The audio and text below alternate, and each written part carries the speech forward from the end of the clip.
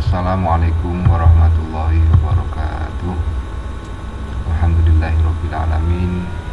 Kita masih bisa berjumpa lagi dalam pembelajaran sejarah kebudayaan Islam kelas 9, pertemuan keempat dalam daring. Pada kesempatan kali ini kita masih membahas bab 1, yaitu masuknya Islam ke Nusantara dengan subbab perkembangan Islam di Indonesia. Kemarin kita telah membahas perkembangan Islam di Indonesia berdasarkan waktu atau wilayah. Sekarang kita membahas perkembangan Islam di Indonesia berdasarkan tempat atau wilayah. Yang pertama adalah di Sumatera. Sumatera atau Pulau Sumatera adalah wilayah pertama kali masuknya para pedagang Islam baik dari Arab, India, dan Persia, karena Sumatera merupakan ujung dari pulau yang ada di Indonesia, yaitu ujung barat utara. Selanjutnya di daerah Sumatera berdasarkan perkembangan Islam berdasar tempat atau wilayah. Ini terbukti dengan berdirinya kerajaan Islam pertama kali di Indonesia, yaitu Kerajaan Samudra Pasai. Setelah berdirinya Kerajaan Samudra Pasai, disusul beberapa kerajaan Islam yang ada di Sumatera. Yang selanjutnya berada di Pulau Jawa. Perkembangan Islam di Pulau Jawa ini tidak terlepas adanya munculnya para wali songo, yaitu para wali yang berjumlahnya ada 9. Ini membantu penyebaran Islam khususnya di Pulau Jawa.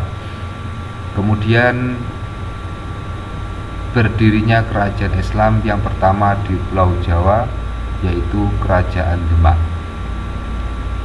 Kerajaan Demak ini sedikit banyak membantu penyebaran Islam karena adanya pemerintahan yang bisa mengayomi masyarakat, adanya pemerintahan yang bisa menuntun masyarakat, dan kerajaan tersebut itu adalah kerajaan Islam, yaitu Kerajaan Demak. Selain adanya peran Wali Songo, adalah juga peran dari kerajaan Islam pertama di Pulau Jawa, yaitu Kerajaan Demak.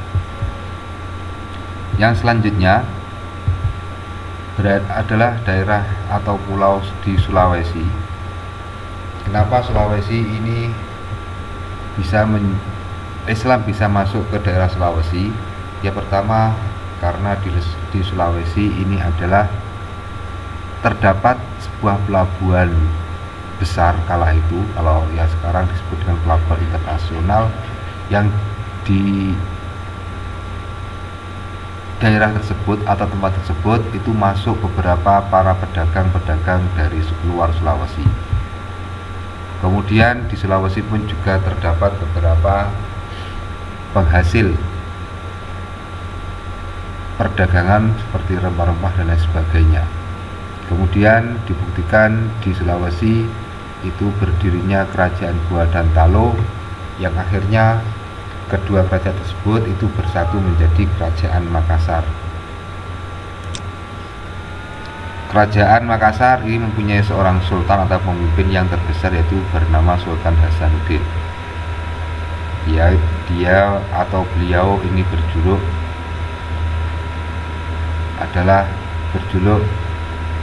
pahlawan yang oleh orang Belanda dijuluki dengan ayam jantan dari timur karena berasal dari daerah Sulawesi.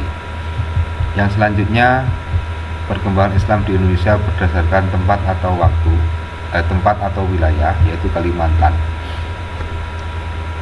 Pulau Kalimantan ini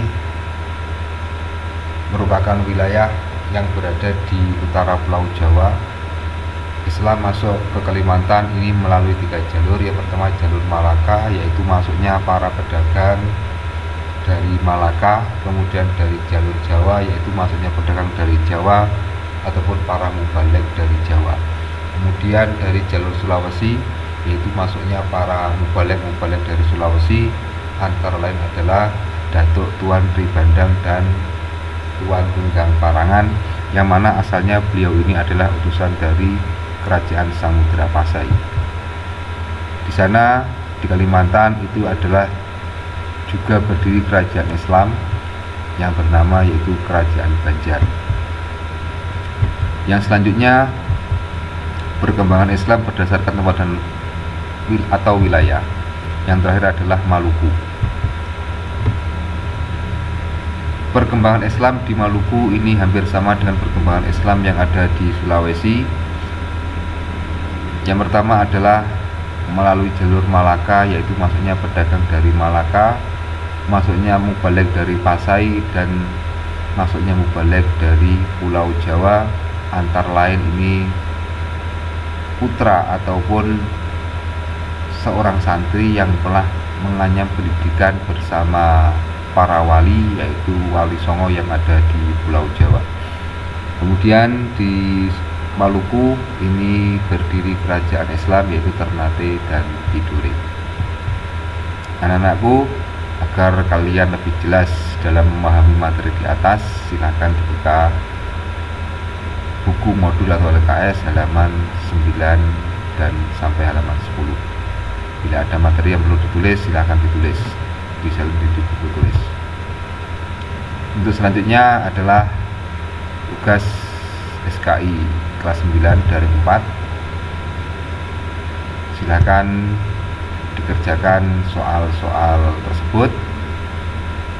Soal ditulis kembali, nama siswa, tanggal pengerjaan, dan lain sebagainya.